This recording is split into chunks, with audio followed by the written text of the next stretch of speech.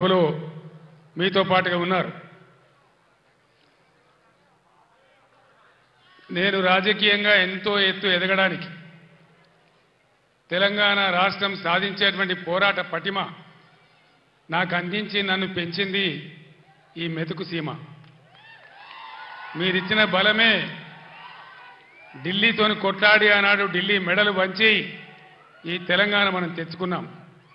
మీ దీవెన లేకపోతే, మీ అండదండలు, మీ ఆశీర్వచనం లేకపోతే, ఈ మెతుకుగడ్డ నీళ్లు రక్తం నా శరీరంలో లేకపోతే నాకు ఈ స్థాయి వచ్చేదే కాదు.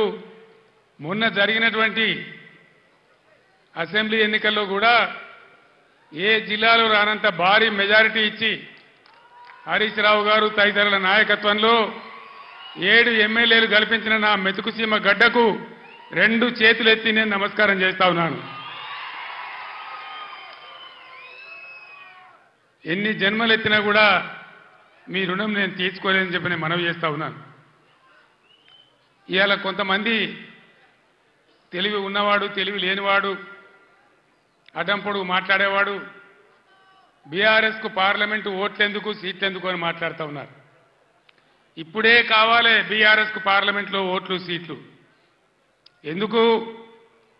ఆనాడు నన్ను మీరు ఆశీర్వదించకపోతే, నేను వెళ్ళి కరీంనగర్ ఎంపీ గెలవకపోతే, పార్లమెంట్లో నేను తెలంగాణ బిడ్డగా గర్జించకపోతే మనకు తెలంగాణ రాష్ట్రం ఎక్కడి నుంచి వచ్చేది? ఈరోజు కూడా తెలంగాణ ప్రజల ఆకాంక్షలు, ఆశలు, హక్కులు నెరవేరాలంటే ఖచ్చితంగా పీఆర్ఎస్ బిడ్డలు పార్లమెంట్లో ఉంటేనే మన హక్కులు, అధికారాలు నెరవేరితే నేను మీకు మనవి చేస్తా ఉన్నా. ఏం జరుగుతూ ఉంది మీరు చూస్తూ ఉన్నారు. ఇప్పుడే పెద్దలు పోచారం గారు చెప్పినారు, పాలిచ్చే భార్యను ఎత్తేసి దున్నపోతుని తెచ్చుకున్నామని. జరుగుతుంది. రాజకీయాలలో అప్పుడప్పుడు గమ్మత్తుగా గుడ్డి లక్ష్మి వచ్చినట్టు కొంతమంది లిల్లీ పుట్టుగాళ్ళకు కూడా అధికారం వస్తుంది. వాళ్ళని ఎందుకంటారు లిల్లీ పుట్టని? ప్రజల అధికారం ఎందుకు ఇస్తారు? మాకు సేవ చేయమని, రాష్ట్రాన్ని బాగు చేయమని, గత ప్రభుత్వం కంటే కొన్ని మంచి పనులు చేయమని అధికారం ఇస్తారు, కానీ అడ్డదిడ్డం పనులు చేయమని చెప్పరు. ఇలా ఏం జరుగుతూ ఉంది ఈ రాష్ట్రంలో? నిన్న స్వయంగా మీరు కళ్ళారా చూసినారు. ఈ భారతదేశంలో ఉన్న చట్టాల ప్రకారం, అంబేద్కర్ మహనీయుడు రాసినటువంటి రాజ్యాంగం ప్రకారం ఆర్టికల్ 3 ఆయన పెట్టినాడు కాబట్టి అంబేద్కర్ గారి పుణ్యమా అని మనకు తెలంగాణ రాష్ట్రం వచ్చింది. ఆ మహనీయుని గౌరవించుకోవాలని, గుండెల్లో పెట్టుకోవాలని 125 ఫీట్ల ఎత్తున ఉండేటువంటి, ప్రపంచంలోనే ఎక్కడ లేనటువంటి, భారతదేశంలో ఎక్కడ లేనటువంటి అంబేద్కర్ విగ్రహాన్ని మనం హైదరాబాద్లో కట్టుకున్నాం. పోయిన సంవత్సరం మీరందరూ కూడా చాలామంది వచ్చినారు, బ్రహ్మాండంగా దాన్ని ఆవిష్కరణ చేసుకున్నాం. కానీ నిన్న అంబేద్కర్ జయంతి, ఆ విగ్రహం పెట్టిన తర్వాత జరిగిన తొలి జయంతి, ఈ లిల్లీ పుట్టగాల ప్రభుత్వం ఏం చేసింది? అక్కడికి గవర్నమెంట్ పోలే. ఆ మహనీయులంతా హిమాలయ పర్వతమంతా ఎత్తున్న విగ్రహానికి ఒక పువ్వు పెట్టలే, ఒక పూలమాల పెట్టలే, అంజలి ఘటించలే. అనేక రాష్ట్రాల నుంచి ప్రజలు వచ్చినారు చూడడానికి. వాళ్ళ కనీసం మంచినీళ్ళు ఏర్పాటు చేయలే, గేట్లు బంద్ చేసి తాళాలు వేసినారు. దీన్ని ఏమంటారు?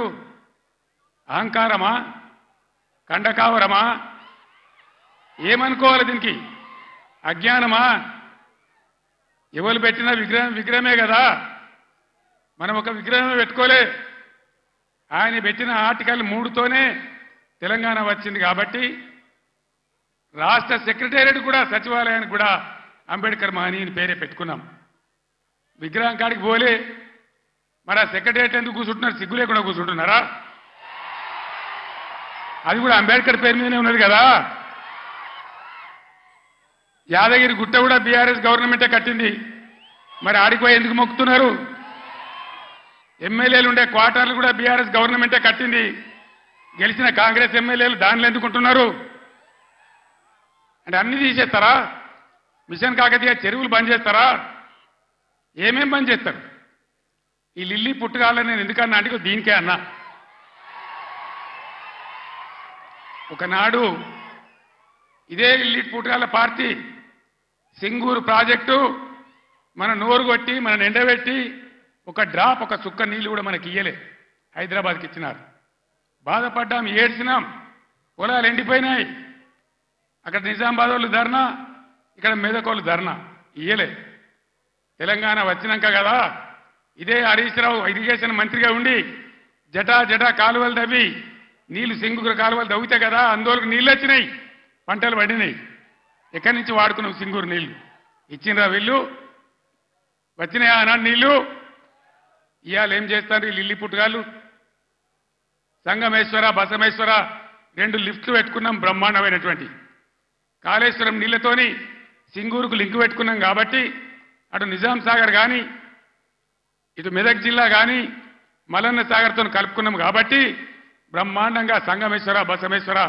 నారాయణ ఖేడ్కు జైరాబాద్కు నీళ్ళు వచ్చేటువంటి లిఫ్ట్లు పెట్టుకున్నాం అక్కడ 1,00,000 ఎకరాలు ఇక్కడ 1,00,000 ఎకరాలు ఆందోళన నియోజకవర్గానికి కూడా 1,00,000 ఎకరాలు ఎక్కడ పెట్టిన దాన్ని ఎందుకు పడబెట్టినరు ఎందుకు కోల్డ్ స్టోరేజ్లో పెట్టినరు దయచేసి మీరు ఆలోచన చేయాలి నేను మీ అందరినీ కోరుతా ఉన్నా దళిత బిడ్డలను దళిత మేధావులను నేను కోరుతా ఉన్నా అంబేద్కర్ గారిని అవమానిస్తే మనం మౌనం పాటించుదామా దళిత బంధు పెడితే నోరు మూసుకొని పడిందామా ఇవాళ వాళ్ళకి చురుకు పెట్టాలి ఇదే పార్లమెంట్ ఎన్నికల్లో బిడ్డ మీరు మోసం చేస్తే గుద్దిత కింద పడకూడదామనే జవాబు మీరు చెప్పాలని చెప్పి నేను మిమ్మల్ని కోరుతా ఉన్నా తెలంగాణ ఉద్యోగ ఉపాధ్యాయ సోదరులకు కూడా నేను కోరుతా ఉన్నా ఏం జరుగుతా ఉంది 4 నెలల సమయంలో ఇప్పుడు 5వ నెలకు వచ్చింది గవర్నమెంట్ వచ్చి మీకు మేము ఎంత గౌరవం ఇచ్చినాం